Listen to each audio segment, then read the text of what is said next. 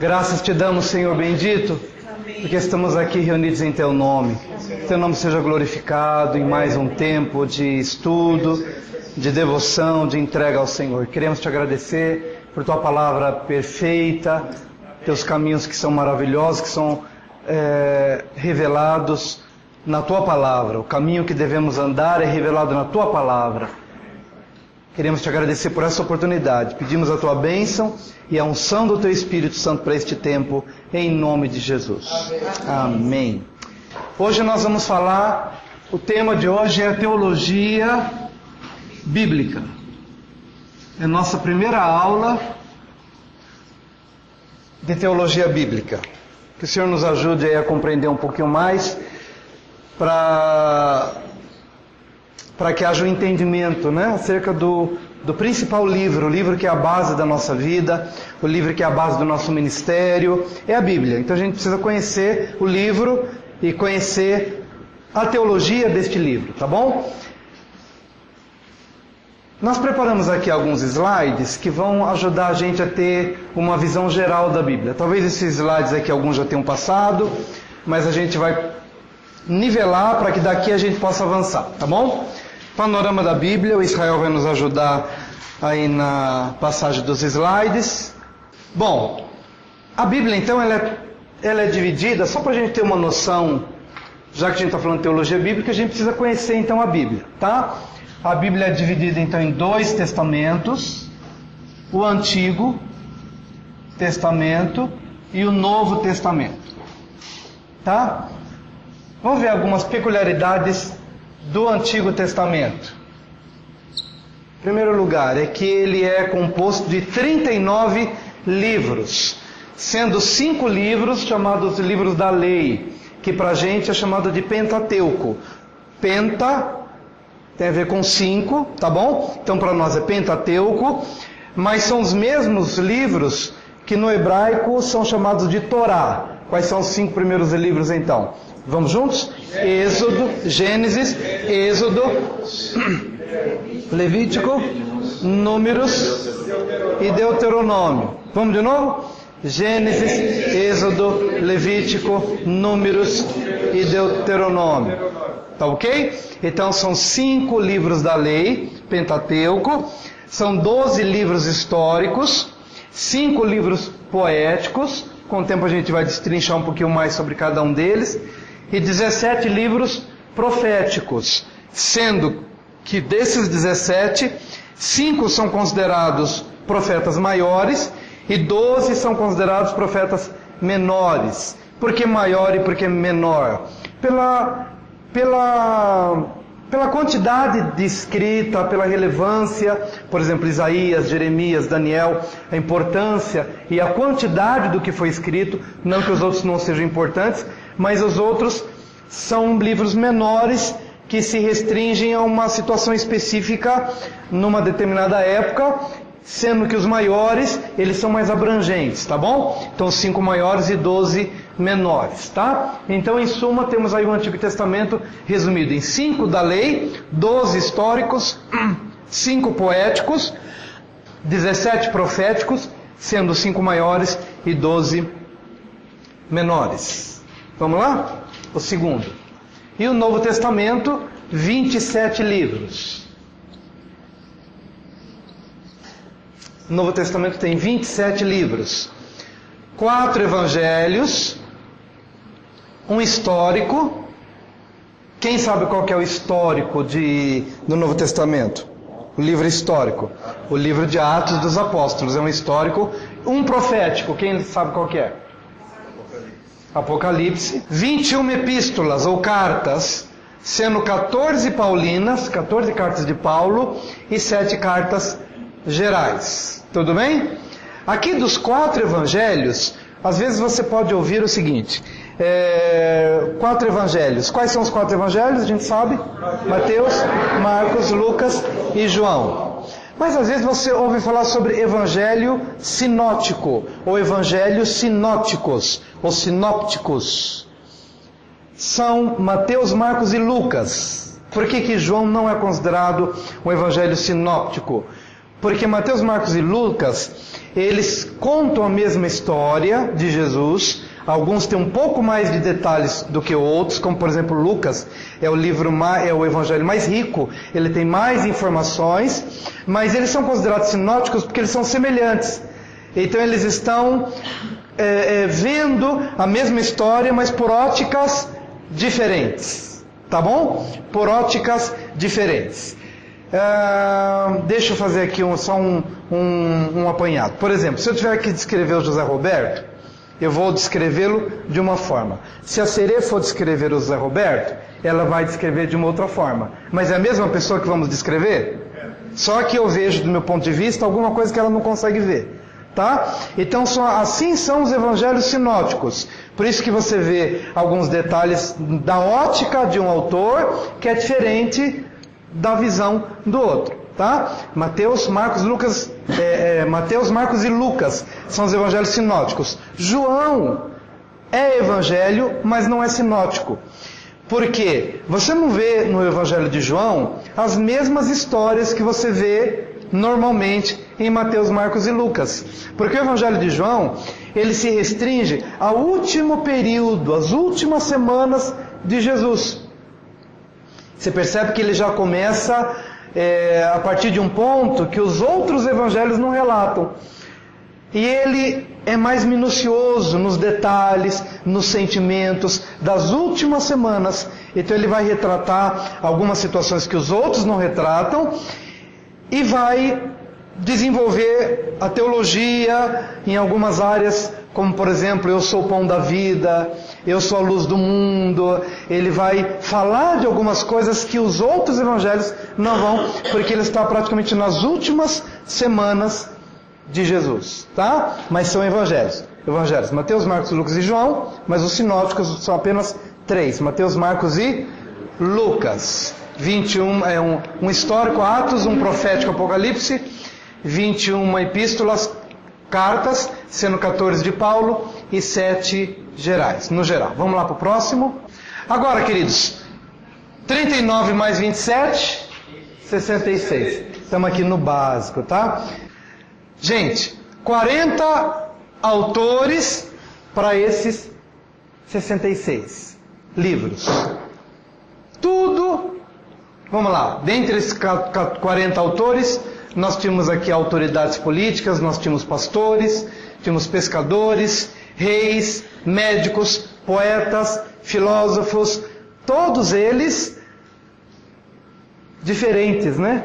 Em termos de conhecimento, de cultura, de localidade, de região, e que escreveram num período de 1.600 anos. Então é como se eu tivesse escrito uma coisa agora aqui, e outra pessoa lá na frente, depois de 1.600 anos, completa o que eu escrevi, mas não se contradiz, não há uma contradição em nenhum deles. Há uma linha de coerência do começo ao final. Isso é também uma das provas da inspiração divina, porque sendo pessoas tão diferentes, veja, pastores, políticos, autoridades, reis, pescadores, médicos, poetas, filósofos, mas eles não entravam em contradição, e pelo tempo longo que foi empreendido esse trabalho da escrita, eles, numa linha perfeita de coerência, revelando o propósito de Deus, sendo usados por Deus para poder trazer para a gente a revelação da palavra. Vamos lá? Essa é a autoria. Com relação ao tempo de escrita, já falei, 1.600 anos de escrita, sendo mais ou menos 1.500 anos para o Antigo Testamento e 100 anos para o Novo Testamento. Então, mais ou menos no total de 1.600 anos, o empreendimento. Vamos seguir mais um pouquinho. Isso, pode continuar. Tá. Voltando aqui um pouquinho no Antigo Testamento, vamos destacar aqui os 5 primeiros. 5 livros, o Pentateuco, que a gente já falou um pouquinho sobre eles. Gênesis, Êxodo, Levítico, Números e Deuteronômio. Os 5 primeiros livros da Bíblia. Pode passar o seguinte. O primeiro é Gênesis. Qual que é a ênfase do Gênesis? As origens. as origens. E origens de tudo. Origens de tudo. Tá? Daqui a pouco a gente vai detalhar a origem do quê. Mas vamos seguir um pouquinho para a gente ter a noção. Êxodo fala então da saída. Vamos descrever que saída que é essa daqui a pouquinho. Seguindo, Levítico, nós vamos ver aqui o sacerdócio, mas não só o sacerdócio, queridos. O livro de Levítico, ele ressalta a santidade de Deus, e para conviver com essa santidade de Deus, precisamos ser santos.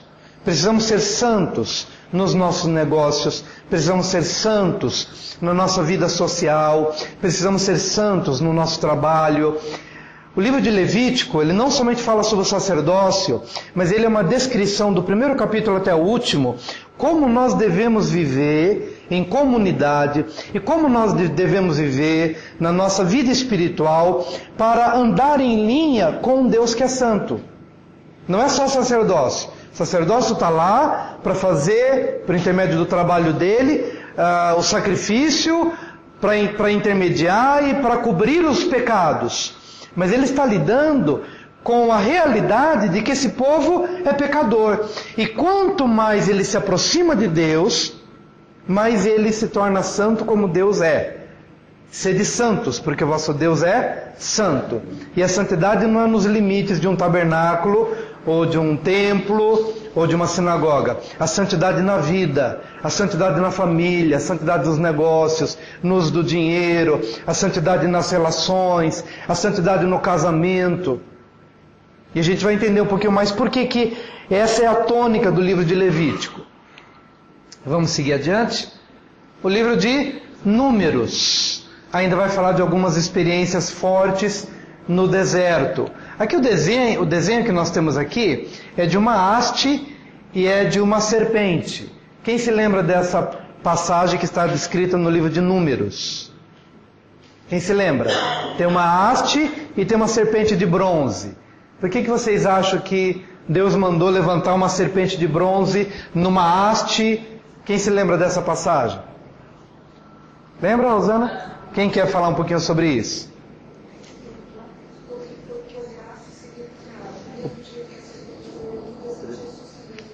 Isso.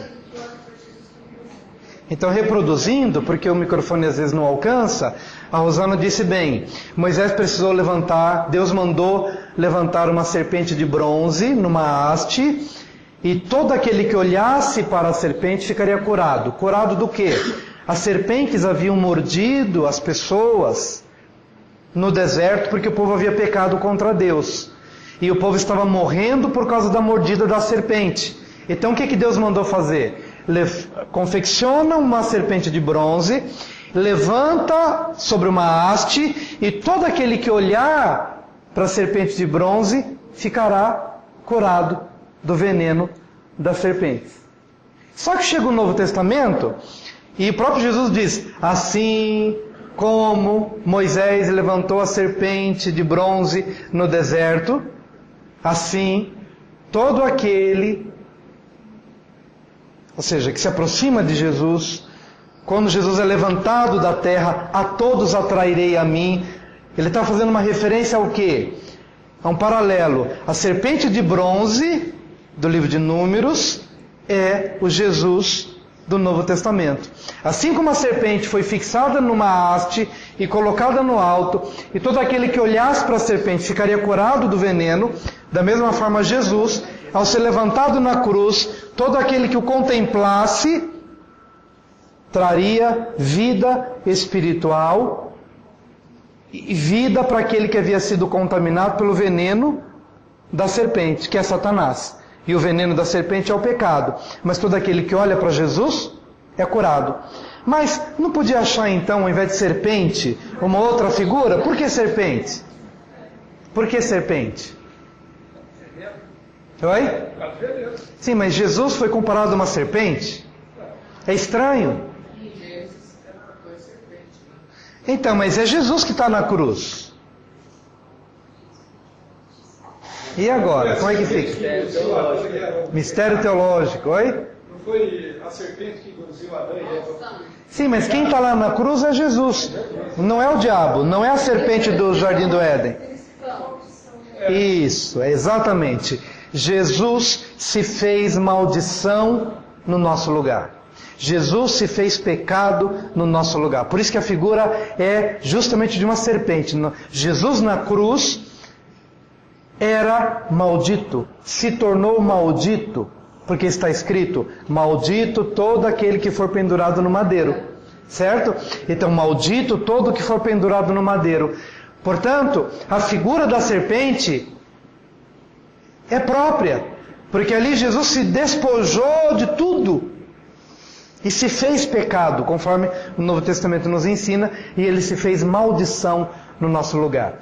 Eu quis fazer essa paradinha aqui, porque não somente no livro de Números, mas Gênesis vai ter a figura de Jesus. O descendente da mulher pisará na cabeça da serpente, é Jesus.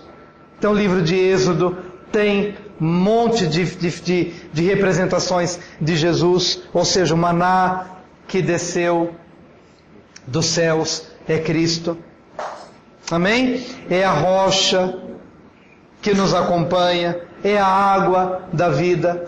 Tá? O livro de Levítico, também todo o trabalho sacerdotal. Então Cristo é o sumo sacerdote da nossa confissão, no livro de Levítico. Então Jesus está em todo o Antigo Testamento. Está em Gênesis, Êxodo, Levítico, Números, não somente nesse exemplo aqui, tá?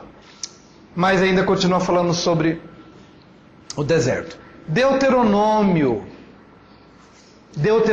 então é o 5º livro da lei, e é no livro de Deuteronômio que nós vamos ter a repetição dos 10 mandamentos. Os 10 mandamentos são trazidos no livro de Êxodo, mas eles se repetem no livro de Deuteronômio.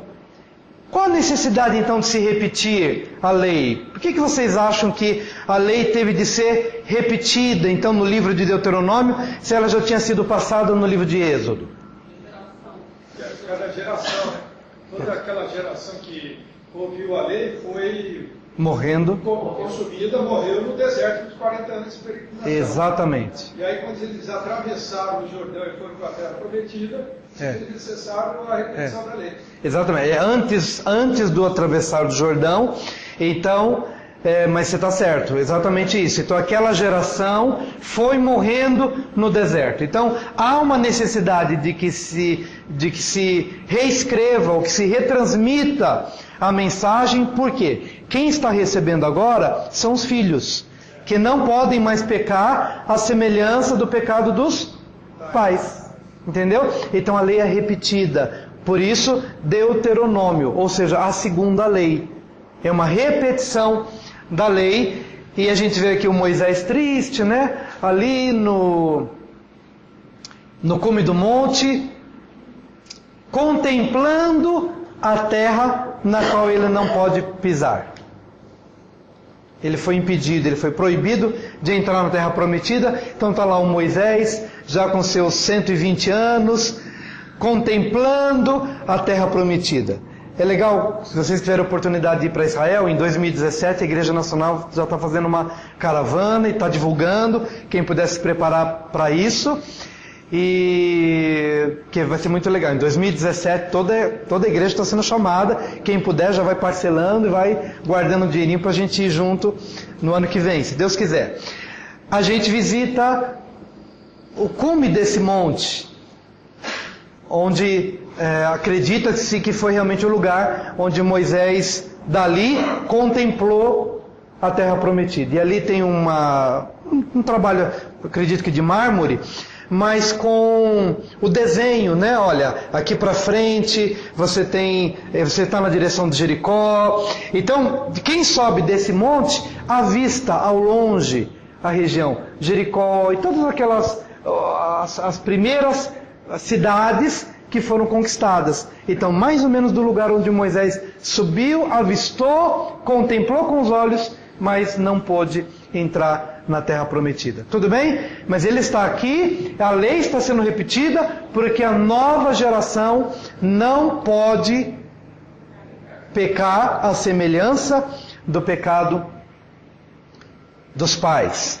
Daí, a gente entende também, só voltando um pouquinho, Israel, se a gente está aqui em Deuteronômio, volta um pouquinho mais quando a gente falou sobre Levítico, porque toda a questão do Levítico, né? Os sacrifícios, a vida moral, como deve viver, como se relacionar com a família, com o próximo. Para que tudo isso, queridos? Porque Deus estava formando então uma geração para entrar na terra prometida e não ter que ser desarraigada. E a única forma que essa nova geração tinha para poder entrar na terra e permanecer na terra e possuir a terra era viver em santidade, era viver no temor do Senhor. Daí a necessidade de que os pecados fossem cobertos, de que houvesse sacrifício para os pecados. Mas não somente isso, havia necessidade de que eles aprendessem a viver em comunidade diante de um Deus que é santo. Sede santos, porque o vosso Deus é santo. Então, ok, pode seguir adiante, Israel. Falamos um pouquinho aqui dos 5 livros do Pentateuco. Vamos voltar então um pouquinho para Gênesis, já que falamos que Gênesis é o livro das origens. Tudo bem? É o livro dos começos. Começo do quê? Começo do mundo. Lá em Gênesis 1, de 1 a 25, não precisa descrever, a gente sabe que ali nós vamos encontrar a origem de todas as coisas. E o começo da raça humana. Não Deus formou o homem do pó da terra. Tá bom? E soprou nele o espírito de vida. Quando chega no Novo Testamento, nós vamos ver Jesus cuspindo na terra, fazendo um lodo e aplicando este lodo aos olhos do cego de nascença. Ele está fazendo referência a que momento da Bíblia? A esse momento da criação da raça humana. Quando todas as pessoas estão olhando para aquele cego de nascença e perguntando assim: Mestre, quem pecou? Esse homem cego de nascença pecou, ou seus pais pecaram? E ele disse, nem ele pecou, nem seus pais. Com isso, Jesus não estava dizendo que não houvesse pecado. Jesus sabe que toda sorte de problemas do mundo é por causa do pecado original. Mas Jesus estava apenas querendo dizer o seguinte, que olha, vocês estão focando apenas Gênesis 3, o pecado, a queda, mas eu estou focando em outra coisa. Foi assim para que se manifeste nele as obras de Deus. Ele está tirando o olhar dos discípulos que só conseguem ver pecado, que só conseguem ver Gênesis 3, e está tentando fazer com que os discípulos vejam o original. Então, ler o livro de Gênesis, estudar o livro de Gênesis, especialmente os 2 primeiros capítulos, toda a Bíblia depende de Gênesis 1 e 2. Todo o entendimento da Bíblia, para você compreender, precisa de Gênesis 1 e 2. Por quê, queridos? Porque aquilo que está em Gênesis 1 e 2 é o desfecho da Bíblia lá na frente. É lá no último capítulo da Bíblia que você vai, de novo, ouvir sobre o quê? Sobre a árvore da vida. É lá no último capítulo da Bíblia que você vai ver daquele cuja luz dispensa luz do sol, luz da lua, luz do universo, dos astros, das estrelas. Ou seja, todo o trabalhar de toda a Escritura é para trazer de volta o que era perfeito desde o início e que se desvirtuou, que se degenerou a partir de Gênesis 3. Então Gênesis 1 e 2 é um mistério, né? Como eu estava falando, é um mistério, o mistério da Bíblia. Há coisas tremendas, né? Que estão ali. Esses dias a gente compartilhei na reunião de liderança, estava num tempo de oração e orando pela liderança, orando pela igreja como um todo, e tinha lido alguns livros da Bíblia durante aquele tempo de oração, e quando já estava fechando aquele tempo e fechando a Bíblia, já indo para o quarto dormir, e aí Deus trouxe a memória, volta para Gênesis 1 E aí fui lendo, até entender qual era o lugar. E o lugar era aquele: produza a terra relva, erva que dê semente conforme a sua espécie, árvores frutíferas que dão fruto segundo a sua espécie, cuja semente está no fruto. O que isso tem a ver? Eu estava orando por vidas e Deus estava dizendo: vai para o original. Porque no original você vai perceber que Deus estabeleceu o princípio da semente. E quando Ele estava falando de relva, de fruto, é impossível Deus estar olhando somente para a árvore, para a fruta, para a semente. Ele está apontando, mais ou menos passando lá por Salmo 1, bem-aventurado o homem bem-aventurado o homem que teme ao Senhor e que anda nos seus caminhos. Feliz serás e tudo lhe irá bem. Eu já estou falando outro salmo. Não é esse salmo não.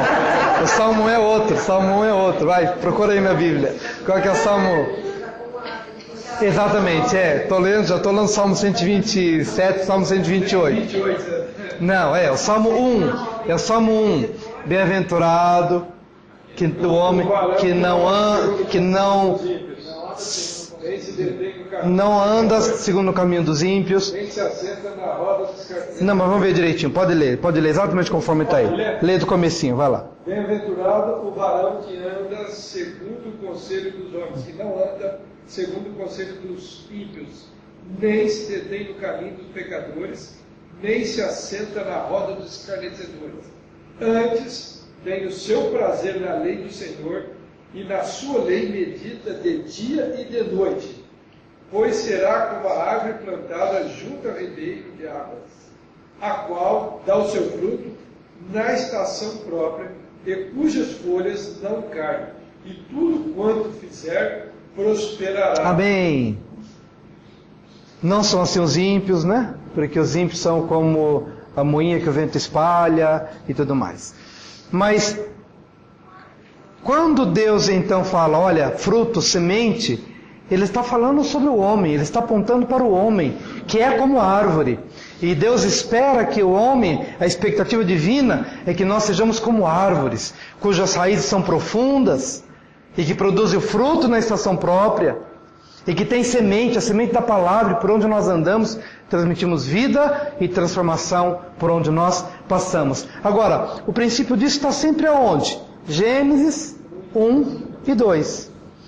Em Gênesis 3, o que nós encontramos? Passou a terra a produzir espinhos e abrolhos. E quando a gente vê hoje as anomalias, como a gente vê hoje os problemas genéticos, quando a gente vê hoje o desvio na forma moral, social e mesmo genética, em todas as áreas, é porque a terra começou a produzir espinhos e abrolhos, não produzia antes. Ok, queridos? Então, onde está a base? Gênesis 1 e 2. Começo do mundo, começo da raça humana, aí o começo do pecado no mundo, Gênesis 3, de 1 a 7. Vamos seguinte. O começo da promessa de redenção, Gênesis 3, de 8 a 24. De promessa da redenção, de que a semente da mulher, no seu devido tempo, pisaria na cabeça da serpente, ainda que a serpente morda o calcanhar. Quando foi que Satanás mordeu o calcanhar da semente da mulher? Na cruz. Porque Jesus se fez maldito. Ou seja, o veneno do pecado, Jesus teve de absorver nele. Foi nesse momento em que o calcanhar, a mordida do calcanhar se deu na cruz. Jesus se fez maldição por nós. Mas a ferida sarou. Glória a Deus por isso. Então, por causa da mordida, Jesus absorveu o pecado, morreu, mas ao terceiro dia, ressuscitou. Pagou o preço do pecado, o calcanhar sarou. Pisou na cabeça da serpente. Mas ele continua pisando e há de definitivamente pisar. Se ele pisou na cabeça da serpente, por que a serpente ainda está solta? Porque agora é a nossa vez de pisar na cabeça da serpente. Os sofrimentos de Cristo não terminaram ainda. Resta ainda comungarmos com os sofrimentos de Cristo. Satanás não foi aniquilado por completo. Ele está atuando, ele está agindo, mas quem pisa na cabeça da serpente hoje é a igreja. Cristo é a cabeça, mas nós somos o corpo. O Senhor nos colocou acima de todo principado e de toda autoridade demoníaca, para que o exercício da autoridade agora seja executado, efetuado a partir da igreja. E nós o fazemos em nome de Jesus. Então, há uma continuidade desse ministério de exercício de autoridade sobre Satanás, através da igreja. Então, cabe a cada um de nós exercer a sua autoridade sobre principados e potestades. E o Senhor já nos deu autoridade sobre eles, e nenhum dano sofreremos, a não ser que vivamos não em linha com o espírito de santidade que se requer e que a gente mencionou no livro de Levíticos. Sede santos, porque o vosso Deus é santo. Na medida em que vivemos em linha com a santidade de Deus, um maligno não nos toca. Você quer perguntar? Sim. Eu queria perguntar e tentar entender se é certo pensar assim. Uhum. A linha de raciocínio de que se Deus executou planos para vencer o inimigo, Sim. o primeiro plano foi no Éden, Sim. o segundo plano foi Cristo, Uhum. e o terceiro plano é a igreja. Seria errado pensar assim? Não seria errado pensar assim, mas eu preferia... É uma responsabilidade, para melhorar a pergunta. O senhor entende que é uma responsabilidade da igreja hoje pisar na cabeça dessa frente? Ou seja, é o terceiro plano, é o final? Com certeza. É responsabilidade da igreja, sim. Mas como na minha cabeça nós encontramos aqui todo um trabalho das alianças que foram feitas do Éden, a aliança no Éden, a aliança com Adão, com Noé, a aliança através de Moisés, a aliança com a terra, a aliança com Davi, até chegar a Jesus. Então, como está na minha cabeça o processo de aliança, então eu entenderia que esse processo de exercício de autoridade se completa em Cristo, e agora nós em Cristo, como igreja, executamos. Exatamente. Continuamos. Não Exatamente. Não tirando a Sim, resposta, sim. mas trazendo a responsabilidade como linha de frente. Com certeza, Linha com de certeza. frente agora é a igreja. Com certeza. Existe. Com certeza. Então é uma responsabilidade da igreja. Com certeza. Você está correto nesse pensamento. A responsabilidade é da igreja. Inclusive, está lá em Filipenses 2, né, que Cristo se despojou, desceu e tal, mas para ser cabeça sobre todas as coisas, o deu à igreja, que é o seu corpo e o complemento daquele que enche tudo em todos. Deu à igreja essa autoridade, deu à igreja essa responsabilidade. Ok? Tá certo. Quer mais alguma coisa? Amém? Mas a responsabilidade com certeza é a igreja. Tá bom? Começo aqui da promessa de redenção. O começo da vida familiar. Aqui nós vamos encontrar o conflito de Abel e Caim, que a gente vai trazer um pouquinho mais. Mas é o começo da vida familiar. Um pouquinho mais adiante. O começo da civilização humana, que também se estende a partir de então. E depois, o começo das nações do mundo. É nessa hora aqui que nós vamos ver a Torre de Babel. Por que a Torre de Babel foi tão ofensiva para Deus? O homem queria alcançar sozinho, sem a força de Deus. A união dos homens queria suplantar a Esse é um caminho, mas vamos pensar em outro também. Por que a Torre de Babel ela foi tão ofensiva a Deus?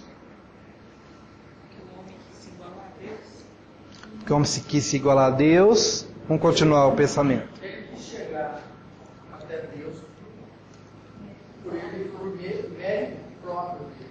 Uhum. Ele mesmo quis chegar lá como se não precisasse. Agora, se a gente voltar para Gênesis 1 e 2, entendendo que em Gênesis 1 e 2 a gente vai encontrar mais respostas do que o que a gente imagina. Volta para Gênesis 1 e 2. As curas que Jesus realizou, volta para Gênesis 1 e 2. A restauração do homem, volta para Gênesis 1 e 2. O plano de redenção do homem, volta para Gênesis 1 e 2. A Torre de Babel, volta para Gênesis 1 e 2. Por quê, queridos? O Senhor os abençoou, crescei, multiplicai e enchei a terra. É simples. Deus quis isso. Crescei, multiplicai e enchei a terra. E o que eles fazem? Em rebeldia à vontade de Deus, não, nós vamos encher essa torre aqui, ó. Não vamos para lugar nenhum, nós vamos construir o nosso reino será esse, nós nos estabeleceremos dessa forma, e não da forma como o Senhor diz que deveríamos fazer. Deveríamos encher a terra. O homem deveria encher a terra, mas o homem não quis encher a terra, ele quis encher naquela construção, sem contar que aí entra também naquilo que foi dito. Esses homens deram lugar à rebeldia para adorar ao cosmos, para adorar aos astros. Então o princípio da adoração ao sol, à lua, aos astros, o princípio da astrologia, não da astronomia, que estuda os astros, o princípio da feitiçaria, da astrologia, que é suscitada por um espírito de rebeldia. Não quero servir a Deus. Queremos então identificar os nossos deuses, queremos adorar aos nossos deuses, queremos nos comunicar com o mundo, queremos nos comunicar com o cosmos, mas em total rebeldia ao que Deus havia estabelecido. Mas a resposta está onde? Gênesis 1 e Gênesis 2. Origem, o que Deus quer? É a bênção, é crescer, é multiplicar, é encher a terra. Amém? Mas o que aconteceu? Então Deus desaprovou aquilo, destruiu aquela obra e confundiu as línguas. E então, na confusão das línguas, as pessoas obrigatoriamente foram então espalhadas pela terra, porque já não se comunicavam, não entendiam mais a sua própria linguagem. Agora, no meio de tudo isso, nós vamos ver a partir do capítulo 12, o início de uma história, que já que a gente está falando do começo de tudo, é o começo da nação de Israel. E essa nação, a história dessa nação, ela envolve a todos nós. Deus precisava, quando a gente fala Deus precisava, né, tem que tomar cuidado porque Deus não precisa de nada.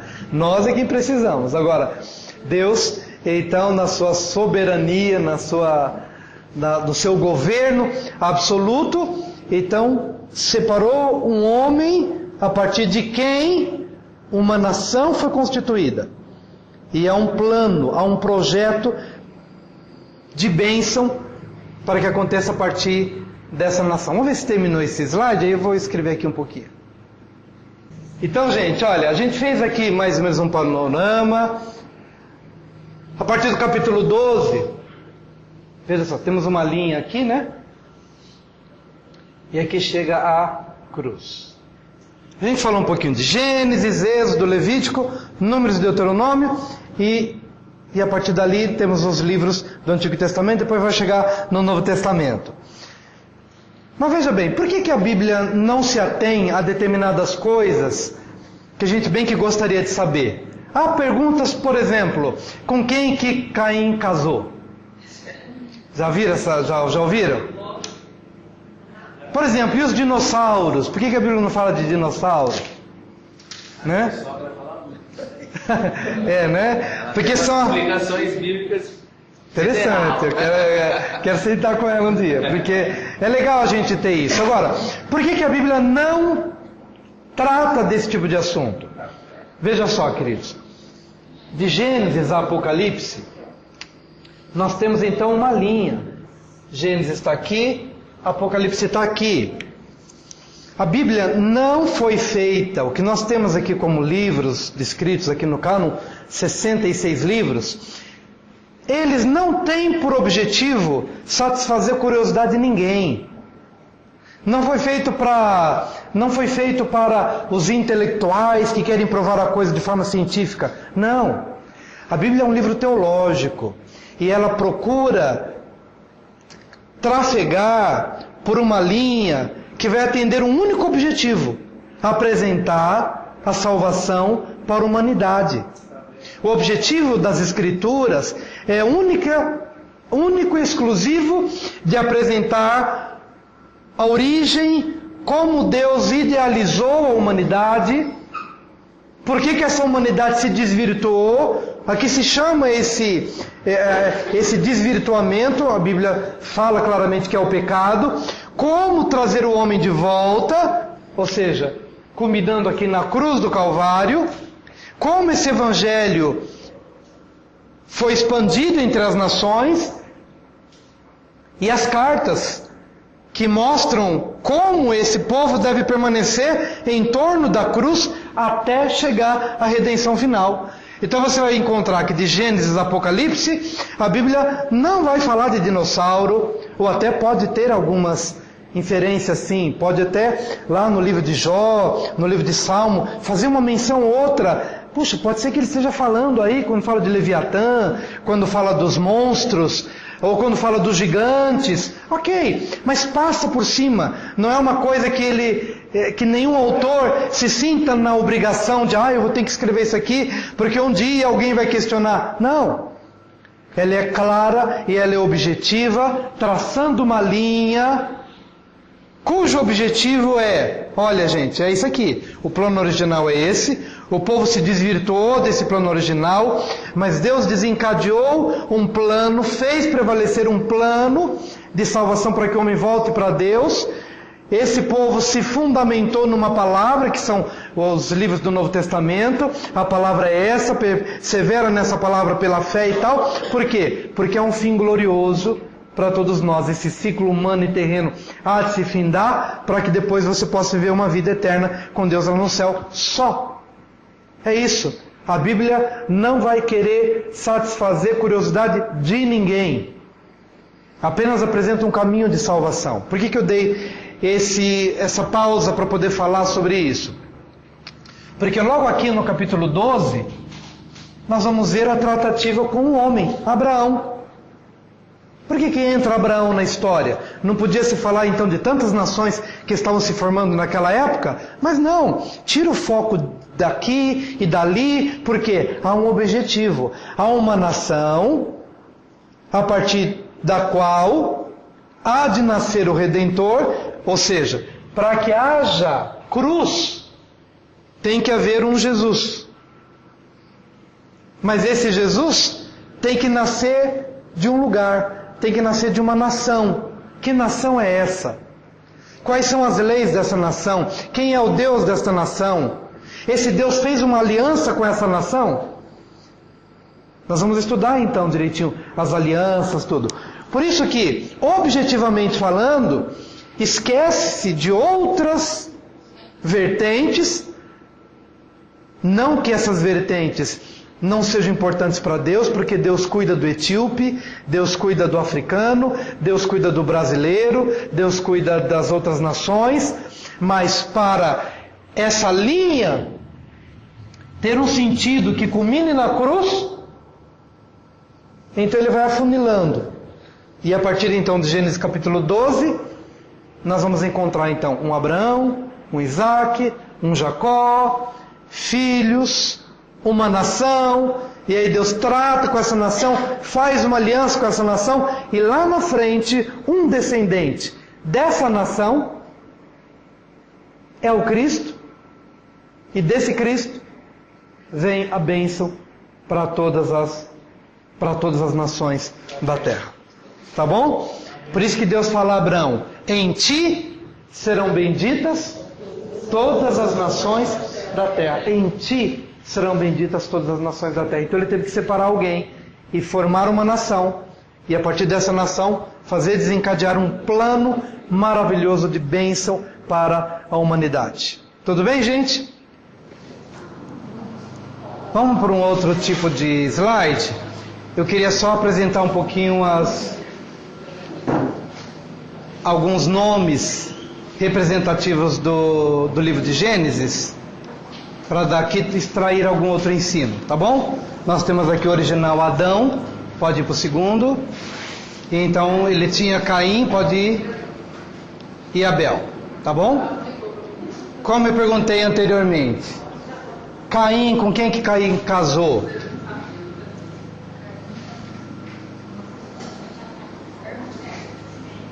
Caim casou com quem? Oi? O Caio. Esse é o Caio, esse é o Caio.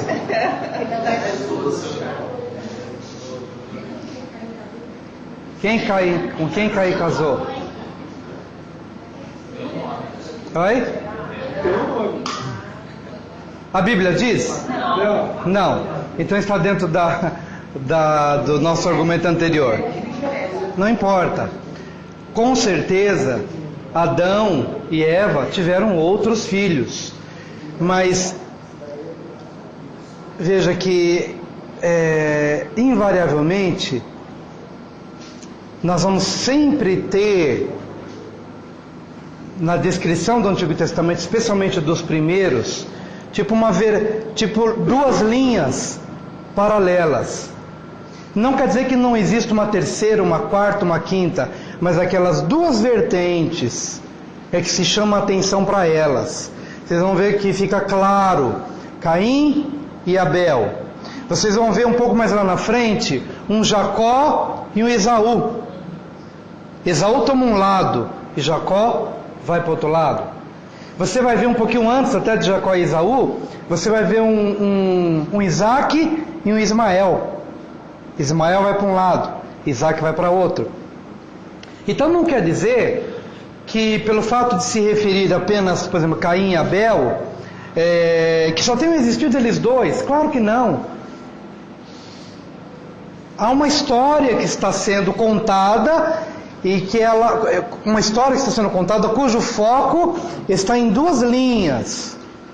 Mas a gente não nega que há uma história da humanidade. Há outras pessoas que estão crescendo. É claro, não tenha dúvida de que Caim teve que naquela época casar com uma irmã. Não tinha jeito, era a única família, né? Isso sim, a gente sabe que tínhamos Adão e Eva, porque era o original. E foi deles que vieram os filhos, mas não quer dizer que só eram Caim e Abel. Então, com certeza, embora a Bíblia não explica isso, aí estaria realmente dentro de Deuteronômio 29, está encoberto. E não só porque é mistério, é porque realmente não interessa ao propósito. Não interessa ao propósito da salvação da humanidade em Cristo Jesus, tá? Mas uma coisa interessante é destacar, então, essas duas linhas paralelas que vocês vão perceber que elas são uma constante até um determinado momento do relato bíblico. Então, Caim e Abel, mas vai Caim e mata Abel. Abel representa a linhagem piedosa e Caim se tornou a linhagem maldosa, tá? Mas e aí, o mal vai prevalecer sobre o bem? Não. Nós vamos ver que no lugar de Abel, olha, 7, Deus me deu outro filho em lugar de Abel. Essas são palavras de Eva. Deus me deu outro filho no lugar de Abel. Mas isso não quer dizer que ela tenha tido somente esse 7, mas quer dizer que esse 7 ocupou o lugar de piedade, ocupou o lugar de consagração. Entendeu? Isso é lindo, é uma coisa tremenda. Quer dizer que aquele que era piedoso, cujo sacrifício, o sangue de Abel fala, porque era um sangue inocente, então clama desde a terra, mas esse Abel morreu. Então, alguém tem que ocupar o lugar dele. Aí volta um pouquinho então, Israel, por gentileza. Veja que Caim, ele, por ser então o responsável por uma linhagem que não teme a Deus, ele gerou uma descendência de inventores e realizadores, mas não de adoradores. Lá em Gênesis 4, de 17 a 22, você vai ver que fulano de tal é pai daqueles que habitam em tendas, fulano de tal é pai daqueles que fabricam instrumentos cortantes, e de tal e tal. Quem quer ler essa passagem para ficar bem claro o que temos aqui em Gênesis 4, 17 a 22? E conheceu Caim a sua mulher, e ela concebeu e teve a Enoque, e ele edificou uma cidade e chamou o nome da cidade pelo nome de seu filho Enoque. E a Enoque nasceu Irade, e Irade gerou a Meuzael, e Meuzael gerou a Metusael, e Metusael gerou a Lameque. Tomou Lameque para si 2 mulheres. O nome de uma era Ada, e o nome de outra Zilá. E Ada teve a Jabal. Este foi o pai dos que habitam em tendas e têm gado. E o nome do seu irmão era Jubal. Este foi o pai de todos que tocam harpa e órgão. E Zilá também teve a Tubal-Caim, mestre de todas as obras de cobre e de ferro. E a irmã de Tubal-Caim foi Naamá. Eles estão inventando, realizando, criando, fazendo uma série de coisas. Mas não se vê nenhuma menção de piedade. Não se vê nenhuma menção de que eles estão se devotando a Deus. Ou seja, eles fazem, mas não são. Uma coisa é você ser, outra coisa é você apenas fazer.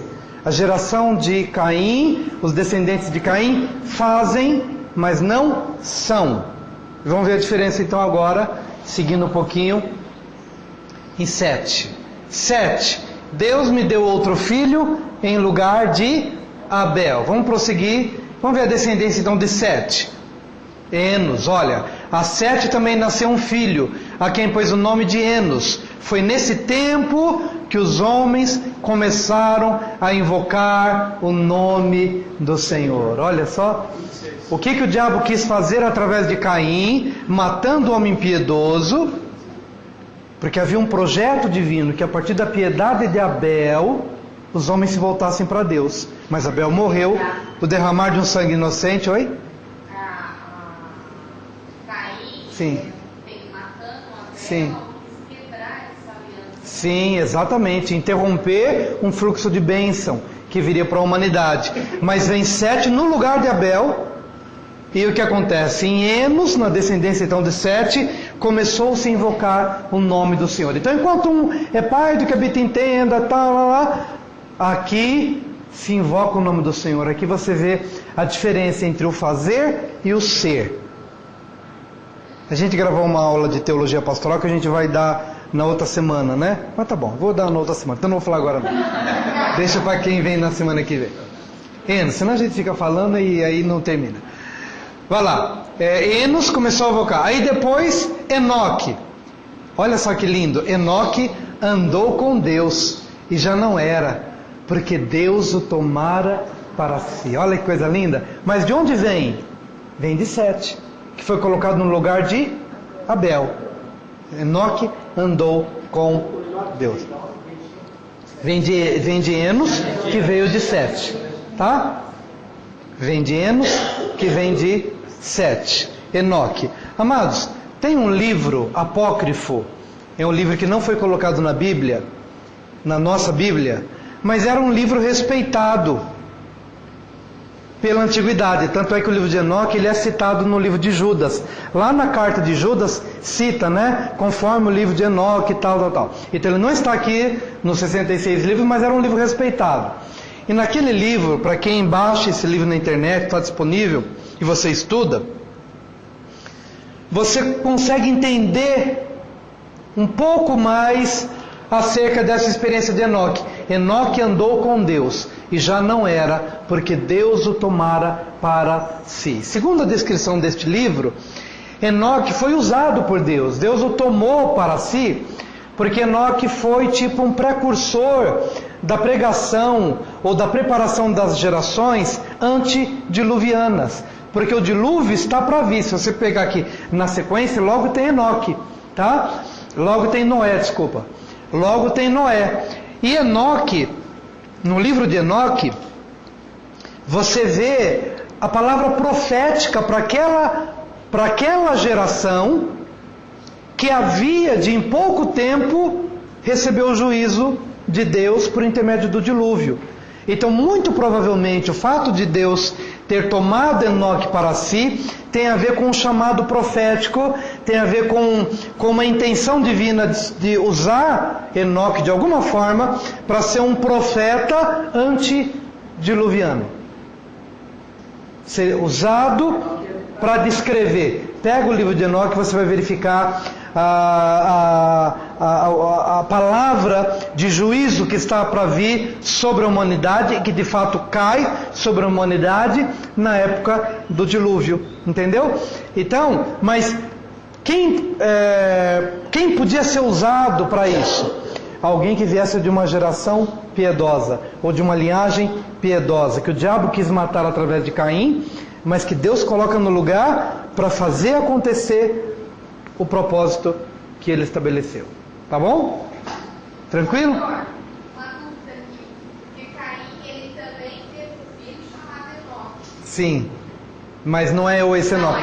Aí exatamente. E tanto é que o Enoque de Caim é alguém que tem um filho e dá o nome da cidade do filho. Ou seja, é uma geração que trabalha para ela, para exaltar o seu nome, para glorificar o seu nome, para se estabelecer como importante.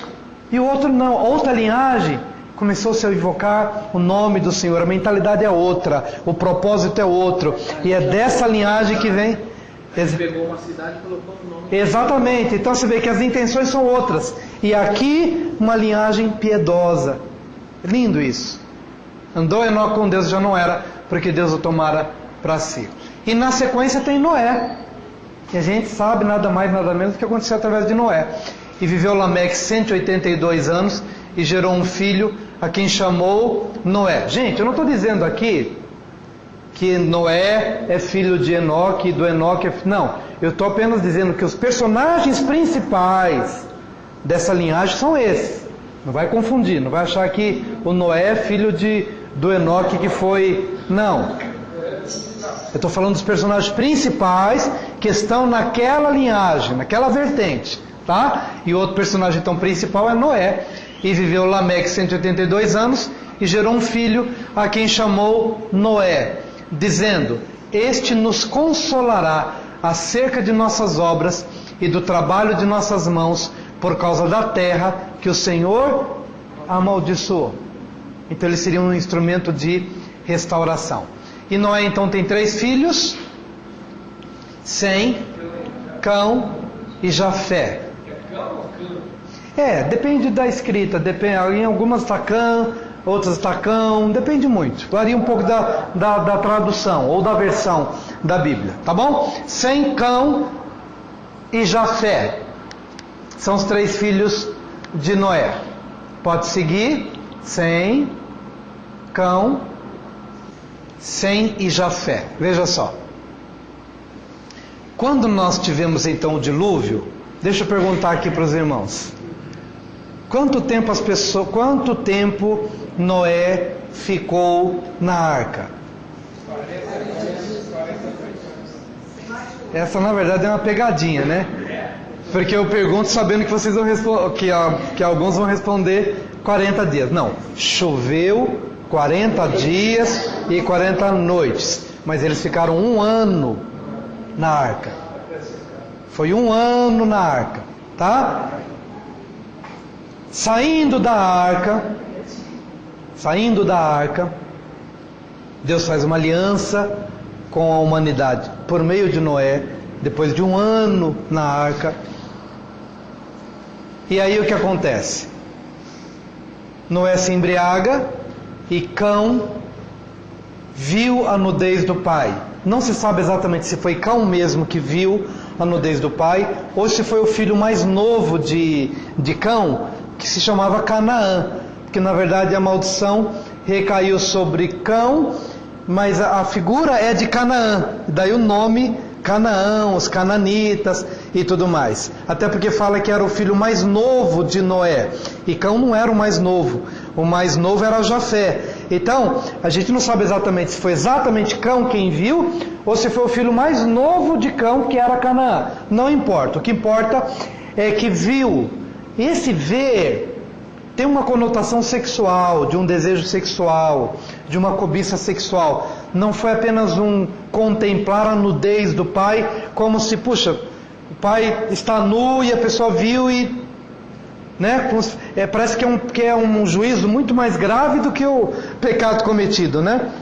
Mas provavelmente ver a nudez do pai tinha uma conotação de cobiça ou de desejo sexual. Houve uma maldição sobre Cão e a sua linhagem. Jafé, então na hora da distribuição da bênção, Jafé habita nas tendas de Sem. Por isso que essa setinha, volta um pouquinho para mim. Veja, eu coloquei ali uma setinha aqui, ó. Jafé vindo para estar debaixo do guarda-chuva de Sem, que era o mais velho. E aí, mais uma vez, nós vamos ver duas linhas paralelas. Não são três. Tanto é que Jafé, que é o mais novo, fica debaixo do guarda-chuva de bênção de Sem, que é o mais velho.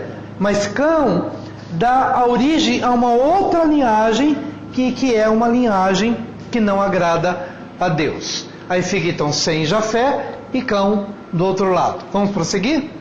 Sem, Jafé e Cão. Vamos ver o que vai resultar disso. De Sem, pode continuar? Vem Abraão. Então Abraão não é filho de Sem, viu gente? Mas ele é descendente de Sem. Dessa linhagem vem Abraão. E depois vem Isaac. E depois vem Jacó.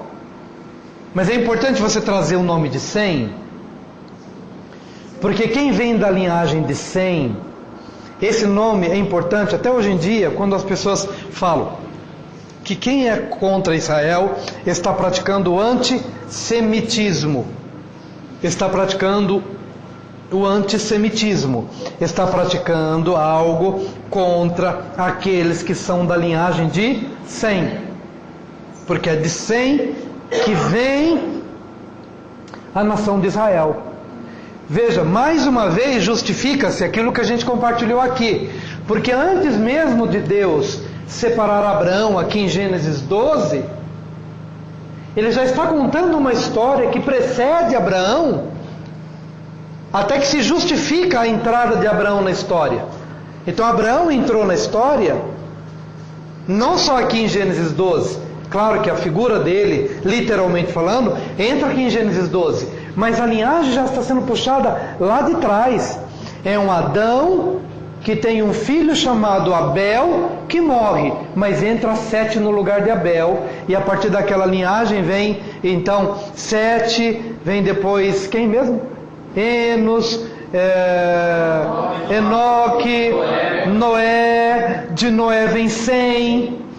Olha só a preservação. Vem Sem, e da linhagem de Sem tem Abraão. Então Abraão literalmente aparece aqui em Gênesis 12. Mas por que então se conta a história de Adão?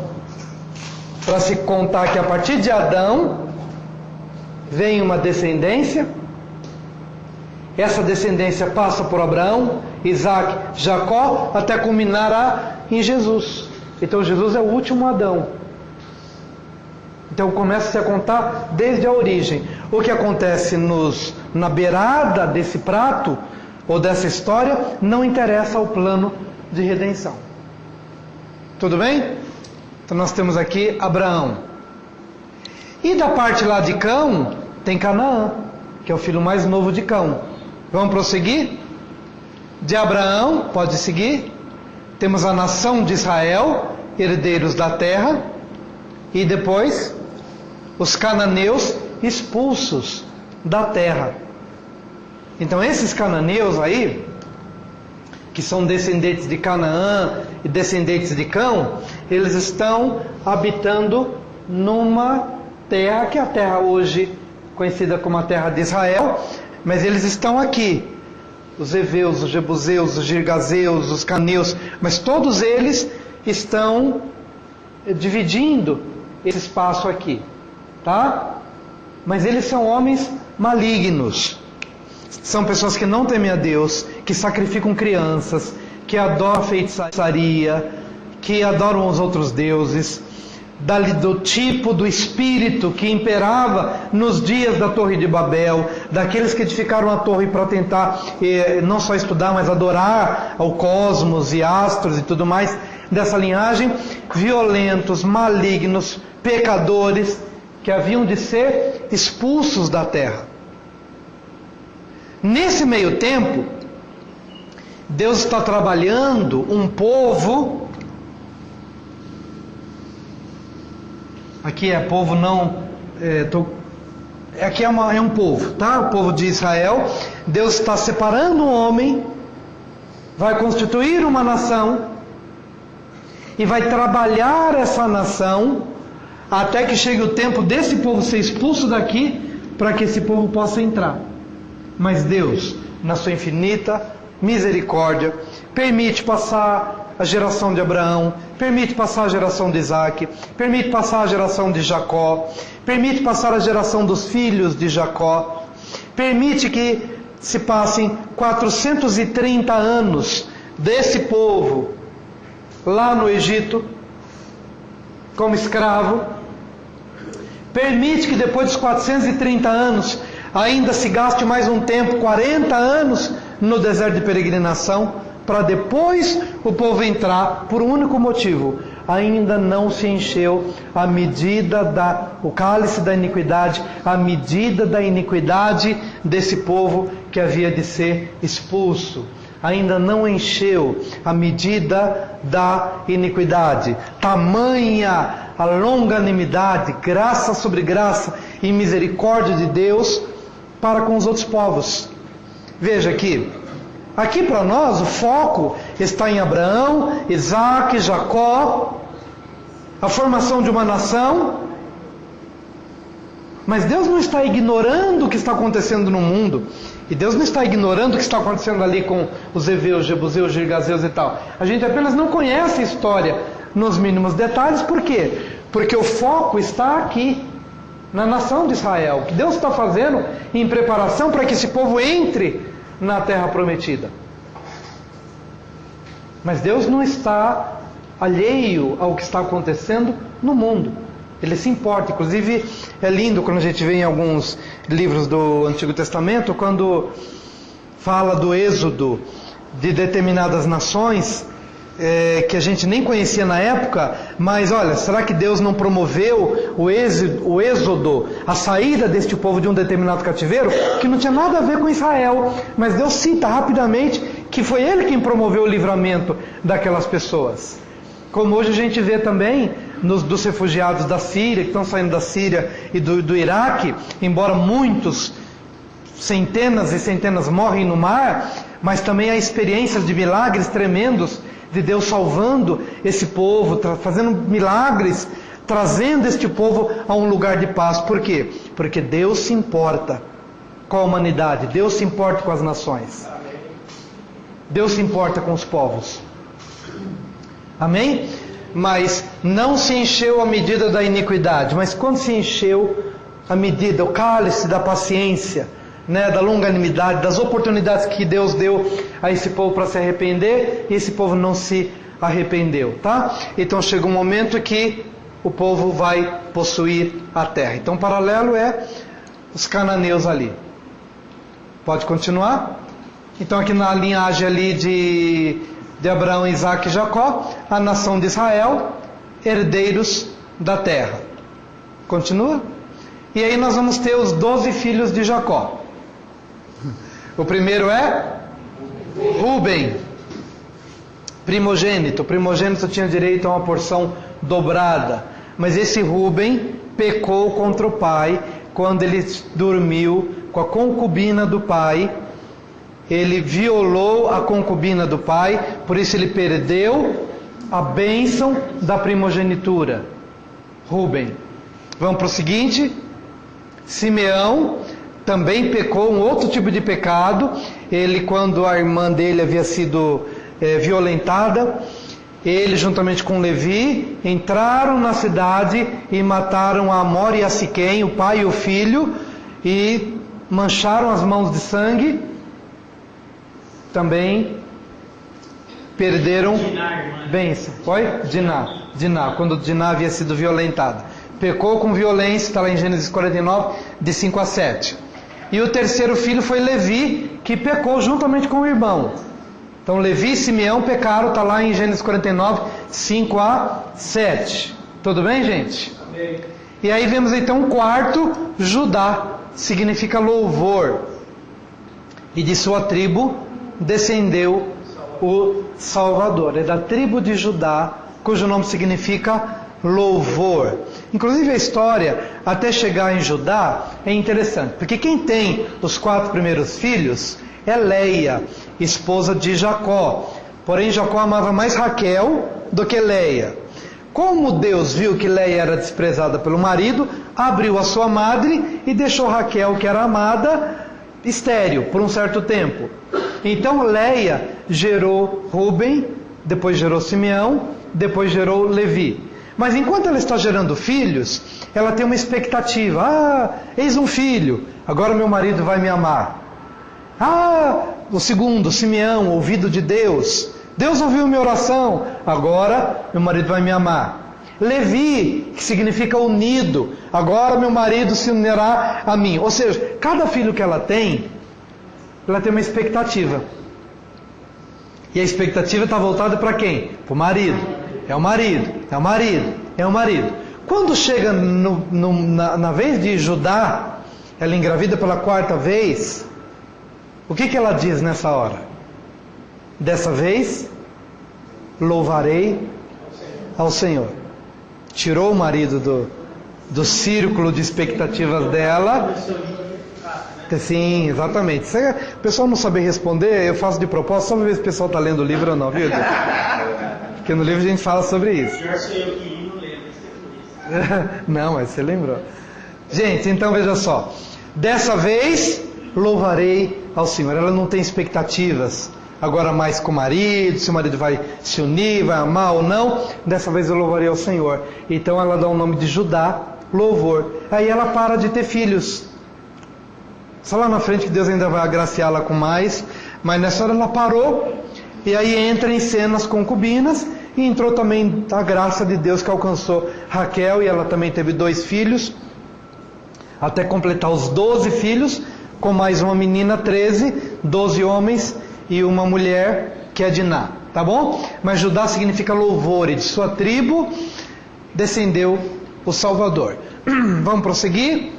Aí temos Zebulon, vamos para o outro. Nós temos Issacar. Aliás, a tribo de Issacar, ela era uma tribo que tinha uma unção especial para discernir os tempos. Cada um dos filhos de Jacó possuía uma herança espiritual especial. Deus havia dotado cada um dos filhos de um dom especial. E Issacar tinha a capacidade de discernir os tempos. Deus deu a essa tribo uma unção especial. Qual que seria então a unção especial de Judá, por exemplo? Não saberia dizer aqui a unção especial de cada um deles, mas Judá. Oi?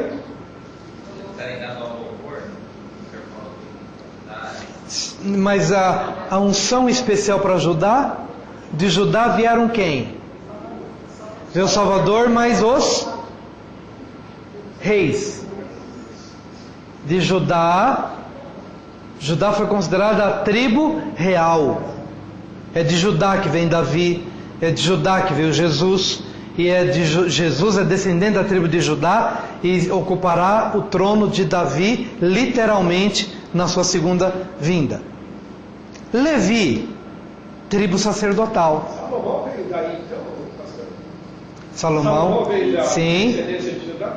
Sim, porque ele é filho de Davi, né? Exatamente, ele é da tribo de Davi, tá? É a linhagem real. Levi é uma outra unção, é unção sacerdotal. Puxa, mas se Levi e Simeão fizeram o que fizeram e por isso Deus reprovou a obra deles, mais um pouquinho para frente você vai ver que houve um resgate de Levi. Dan peca contra Deus mais lá na frente, porque ele não fica nos limites que Deus havia determinado. Deus deu uma porção de terra para Adão, mas há um determinado período que os filhos de Dan, eles saem do perímetro que Deus havia determinado, vão para a região norte, e talvez seja por isso, ou por algum outro motivo, que a tribo de Dan não aparece na descrição das tribos restauradas no livro de Apocalipse. Não aparece a tribo de Dan. Foi por isso ou não? Não sei. Deuteronômio 29, 29. Tá bom? Vamos lá. Seguindo, a tribo de Gade. Uma guerrilha o acometerá, mas por fim você se levantará contra a guerrilha. Ou seja, uma unção de superação. Uma unção de superação. Há uma tribo que enfrenta embates e guerras, mas quanto maior é o embate, mais ele se levanta fortalecido. Mais ele dá a volta por cima e aprende com as batalhas e chega do outro lado mais forte. Essa tribo de Gade que aparece lá na frente para dar o reino a Davi, e o menor vale por 1000, né? E são os mais velozes, são os mais ágeis, são os experimentados em toda sorte de batalha. Há uma unção específica para Gade. Fernando, vamos lá. Gade, o próximo, Azer, vamos seguir. Naftali, vamos seguir. José. Eita, esse José aí esse é famoso. José. Ele é filho de Raquel. Raquel era estéril, ela não podia dar à luz, mas Raquel chora, busca a presença de Deus, Deus tem misericórdia dela, abre a sua madre, e então ela tem José. Depois ela vai ter um segundo filho, Benjamim, mas ela morre na hora do parto. Ela dá o nome para o menino de Benoni, mas as dores foram muitas e tal, complicação na hora do parto, e ela morre, mas ela ainda consegue trazer Benjamim à vida. Então Raquel traz José e Benjamim. Agora José não tem nada a ver com primogênito, né? Ele não é primogênito, mas Deus lhe dá, no lugar de Rúben, dá para José a bênção de primogenitura. E isso está aqui em 1º livro de Crônicas, capítulo 5, versículo 1. Olha só que lindo. 1 Crônicas, capítulo 5, versículo 1. Quanto aos filhos de Rúben, o primogênito de Israel, pois era o primogênito, mas por ter profanado o leito de seu pai, deu-se a sua primogenitura aos filhos de José, filho de Israel, de modo que na genealogia não foi contado como primogênito. Viu, gente? Então José, que não tinha nada a ver com a primogenitura, no pecado de Rúben, e pela atitude de José, Deus dá a bênção da primogenitura a José. Por isso que quando você vai ver Gênesis 49, de 22 a 26, a palavra de bênção que é proferida a José é uma palavra longa. Será ramo frutífero. Os arqueiros quiseram amargurar a sua alma, mas o seu braço permaneceu firme e o seu arco posicionado. Ramo frutífero, né? E fala de bênção, e bênção, e bênção, e bênção. Por quê? É a bênção que se daria a Rúben se ele não tivesse pecado, mas agora ela é transferida a José, porque Deus dá a quem Ele quer. E José é um tipo de Cristo. Ele é o primogênito de Raquel. Sim.